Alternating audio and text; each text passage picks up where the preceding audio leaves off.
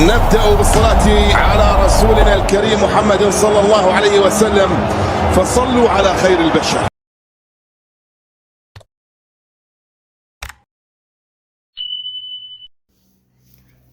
بسم الله الرحمن الرحيم، والصلاة والسلام على أشرف المرسلين، وتحية لكل من يشاهد هذا الفيديو. في حديثنا عن النادي الإفريقي والصفقة الأخيرة، صفقة تقريبا اللاعب أرمون الكاميروني اللي اختتم به النادي الإفريقي انتداباته اللي قام بها. نتمنى من اللاعب الكاميروني يكون موفق، خاصة بحضور كينغسلي إيدو وحمدي العبيدي. إن شاء الله الثنائي زاد هذايا يستفيق مع قدوم هاللاعب هذايا الكاميروني، باش الأمور تكون ممتازة في الخط الهجومي للنادي الإفريقي، وتكثر المنافسة ويكبس رواحهم شوية، فماش ما تكون فما منافسة على المستوى الهجوم في النادي الإفريقي، إنه يستفيق كينغسلي إيدو ويستفيق حمدي العبيدي وتكون إضافة للكاميروني هذايا، فأمر ممتاز جدا بالنسبة للنادي الإفريقي. هذا اللي نتمنوه. هذا بالنسبة للاعب الكاميروني.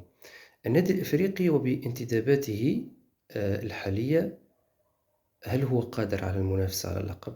قادر على المنافسة على اللقب إذا توفرت الشروط اللي هي الهدوء، الصبر، وأي دفة تصير أو خسارة نقاط، أو لا قدر الله يعني أمور ما تمشيش بالكدا، نقفوا على ساقينا ونكملوا المسير عادي جدا. إذن اللاعبين والإطار الفني والإدارة كما العادة لازم ديجا صفقة الكاميروني هذه ديجا أفضل دليل على المراوغة اللي عملتها إدارة النادي الإفريقي، مراوغة غير عادية أصلا. الجماعة تتحدث على لاعب درمشتاد وماينز الألماني، ولا منعرفش أنا شنية جنسيته، في الآخر يطلع الكاميروني.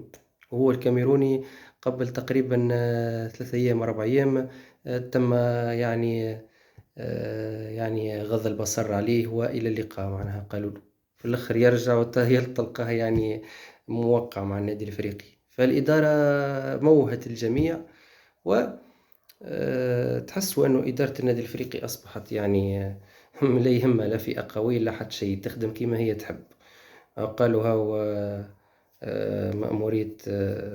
مأمورية علي يوسف في التأهيل، هاو تأهل إن شاء الله. هاو كين زومبي والهوشة اللي تعمل فيها مازيمبي من بعيد، والجامعة الكونغولية وكذا، هاو جاي إن شاء الله الرد من الفيفا. إن شاء الله نتمنى الرد يكون سريع وكين زومبي يتأهل.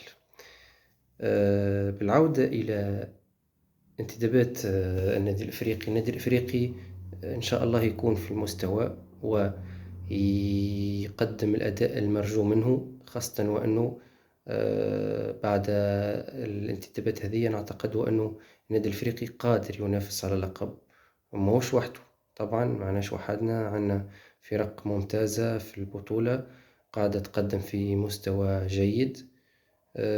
نتمنى المنافسة خاصة، ونتمنى أهم حاجة كما قلت أنا في الفيديو السابق، أهم حاجة أنه النادي الإفريقي يكون فريق قوي، يكون فريق يكون كرة سمحة. هذا اللي نتمنوه وفقط. والأمور الفيكتوار والألقاب إن شاء الله سوف تأتي، مادامك أنت تعمل في لعب جميل وتمهد للشيء هذا، إن شاء الله الألقاب سوف تأتي. وبالتوفيق للجميع، للاعبين وللجماهير والإدارة. وإن شاء الله النادي الإفريقي من المباراة القادمة إن شاء الله ضد شبيبة العمراني اللي هو منافس محترم يقدم في مستوى جيد في المباريات الودية، خاصة في الافتتاح متاع البطولة. نتمنوه النادي الإفريقي يكون في المستوى ويرجع